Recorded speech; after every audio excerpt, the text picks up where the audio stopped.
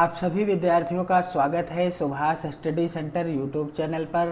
और इस वीडियो के माध्यम से हम आपसे साझा करेंगे अनुप्रास अलंकार की परिभाषा अथवा अनुप्रास अलंकार का लक्षण क्या है और अनुप्रास अलंकार का सबसे सरल उदाहरण क्या है।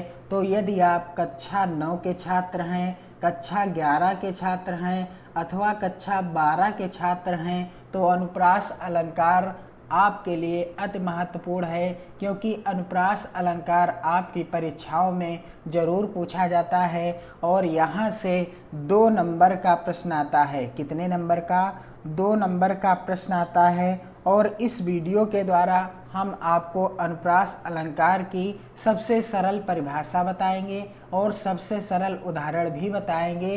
तो यदि आपने चैनल को सब्सक्राइब नहीं किया है तो आप चैनल को सब्सक्राइब कर लें और बेल आइकन को ज़रूर दबाएं, ताकि आने वाली वीडियो का नोटिफिकेशन आप तक आसानी से पहुंच सके। तो अनुप्रास अलंकार की परिभाषा अथवा लक्षण क्या है? जहाँ पर एक ही वर्ण, बिल्कुल सिंपल सी और सबसे आसान और सबसे सरल परिभाषा है। एक ही वर्ण और वर्ण को और क्या कहते हैं? अक्षर। वर्ण को और क्या कहते हैं? अक्षर भी कहा जाता है। जहाँ एक ही वर्ण की बार बार आवृत्ति।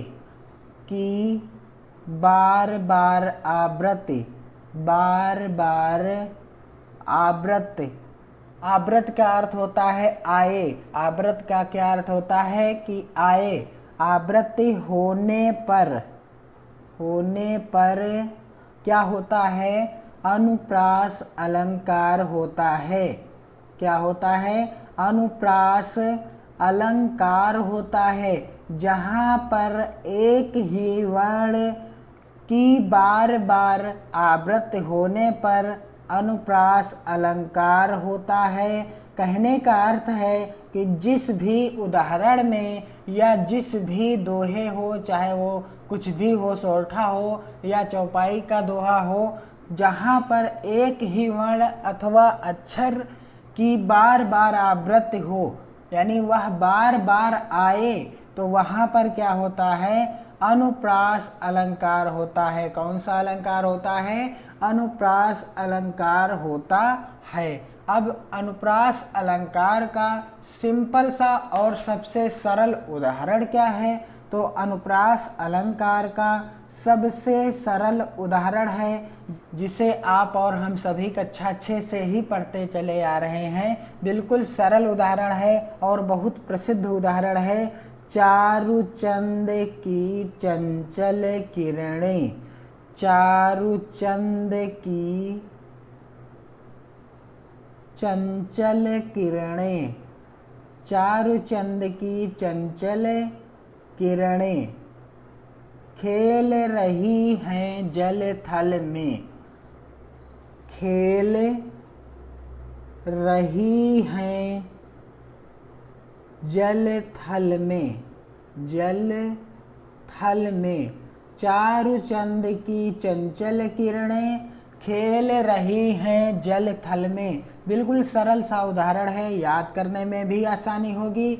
और अनुप्रास अलंकार का दूसरा महत्वपूर्ण उदाहरण क्या है? दूसरा महत्वपूर्ण उदाहरण है कानन कठिन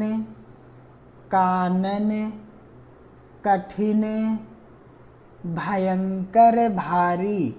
कानन कठिन भयंकर भारी घोर घाम हिम वारि बयारी। घोर घाम हिम वारि बयारी। कानन कठिन भयंकर भारी घोर घाम हिम वारि बयारी। बिल्कुल सरल सा उदाहरण यह भी है। आपको जो आसान लगे वह आप याद कर सकते हैं। मेरे हिसाब से आपको पहला वाला उदाहरण याद कर लेना चाहिए, क्योंकि पहला वाला उदाहरण आप कक्षा 6, 7, 8 में भी पढ़े होंगे और यह याद करने में भी आसान है, छोटा सा ही है। चारुचंद की चंचल किरणें खेल रही हैं जल थल में। और इस उदाहरण में अनुप्रास अलंकार की परिभाषा के अनुसार आप क्या पहचान करेंगे कि जहाँ एक ही वर्ण या अक्षर, जहाँ एक ही वर्ण हो या अक्षर हो, वर्ण और अक्षर एक ही चीज़ है, वर्ण को ही अक्षर कहा जाता है, कि बार बार आवृत्ति हो, आवृत्ति यानी बार बार आए, वहाँ पर क्या होता है, अनुप्रास अलंकार होता है। कौन सा अलंकार होता है? अनुप्रास अलंकार होता है। अब दिए गए पहले उदाहरण में आप कैसे जानेंगे कि यहाँ पर अनुप्रास अलंकार है? तो यहाँ पर आप देख सकते हैं पहले उदाहरण में चा वर्ण की आवृत्ति, चा वर्ण या अक्षर की आवृत्ति बार बार हुई है।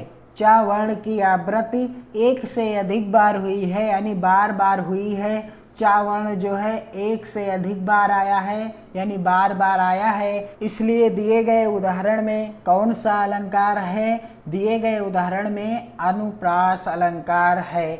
अब दूसरे उदाहरण में क्या पहचान है कि यहाँ पर भी अनुप्रास अलंकार है? तो अनुप्रास अलंकार की सरल सी परिभाषा अथवा लक्षण है कि एक ही वर्ण अथवा अक्षर की बार बार आवृत्ति होने पर अनुप्रास अलंकार होता है।